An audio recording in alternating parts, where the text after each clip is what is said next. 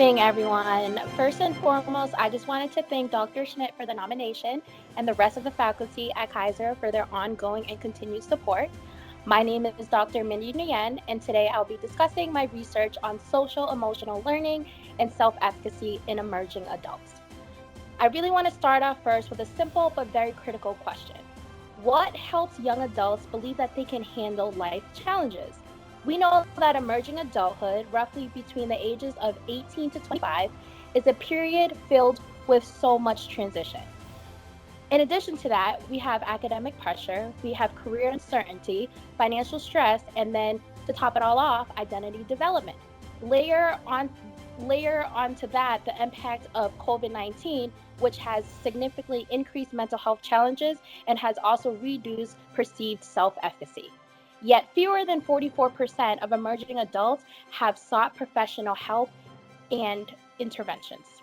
So now the question becomes, if many are not seeking help, what preventative or skill-based approaches can strengthen resilience?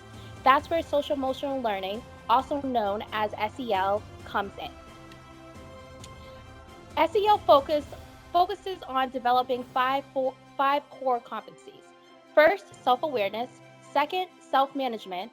Third, social awareness. Fourth, relationship skills. And fifth, decision making. Theoretically, according to Bandura's self-efficacy framework, when individuals feel capable of managing emotions and relationships, they also feel more confident navigating life and those life challenges. However, despite the theoretical alignment, there has been limited empirical research examining the relationship between SEL and self-efficacy, specifically in the emerging adult population. Most SEL research has been focused on the K through 12 populations. This study is aimed to address the gap by asking, does learning core SEL competencies improve self-efficacy in emerging adults? And more specifically, what is the relationship between learning SEL competencies and changes in self-efficacy from pre-test to post-test? To explore this, I conducted a quasi-experimental study with 70 participants. Participants were divided into two groups. Group A, which was the control group, consisted of 39 participants. Group B, which was the experimental group, consisted of 31 participants. The experimental group completed a 5-session SEL intervention, while the control group only participated in 2 sessions, which were the first session and the last sessions, in order for them to take the assessments. I used 2 validated measures. To measure for self-efficacy, I used the General Self-Efficacy Scale, also known as the GSE, and to measure for SEL competencies, I used the Social Emotional Competencies Questionnaire, also known as the SEC-Q. Both groups remained separate throughout the study to preserve internal validity. The design allowed me to examine, 1, whether self-efficacy improved overall in the intervention group compared to the control group, or whether increases in SEL competencies predicted increases in self-efficacy. Now to move on to the findings. First, the one-way ANCOVA did not show a statistically significant difference in post-test self-efficacy scores between the intervention and the control groups. At first glance, it was very disappointing, but looking further into the data actually told us a different story. Using linear multiple regression within the experimental group, I discovered a strong positive relationship between post-test SEL competencies and self-efficacy. Specifically, the SEC-Q post-test scores significantly predicted self-efficacy, with a beta score of 0.843 and p less than 0.001, which is a very strong effect. So while the intervention did not produce a broad between group difference within the intervention group, higher gains in SEL were strongly associated with higher self-efficacy.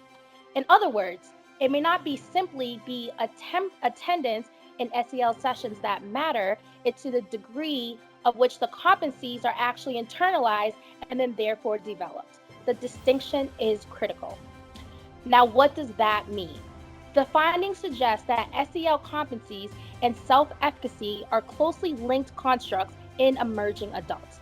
When individuals develop stronger emotional regulation, interpersonal effectiveness, and self-awareness, they appear more confident in their ability to manage broader challenges. Self-efficacy is not just about academic confidence, it's about their own belief in your own ability to adapt, problem solve, and persist. SEL may function as a foundational mechanism that strengthens that belief. However, the lack of overall and COVID differences suggests that maybe 5 sessions may not be sufficient. The intervention may need to target self efficacy more explicitly, or the quantity and depth of engagement may matter more than the exposure alone. This aligns with the idea that quality and integration may be more important than quantity itself. There are several limitations to note. One, the sample size was relatively small. Secondly, there was a gender imbalance with approximately 74% of participants being female. The intervention may not have directly aligned with the domains measured by the GSE itself. Future interventions should integrate SEL and self-efficacy development more explicitly, designing a curriculum that intentionally connects emotional competencies with mastery experiences and self-belief. Additionally, future research should examine longer-term follow-up outcomes. In conclusion, this study was not an endpoint. I strongly believe that it was a starting point. It provides preliminary evidence that social emotional competencies are strongly linked to self-efficacy in emerging adults. As mental health needs continue to rise within this population, scalable, skill-based interventions like SEL may offer a promising pathway towards strengthening self-efficacy and resilience. Thank you.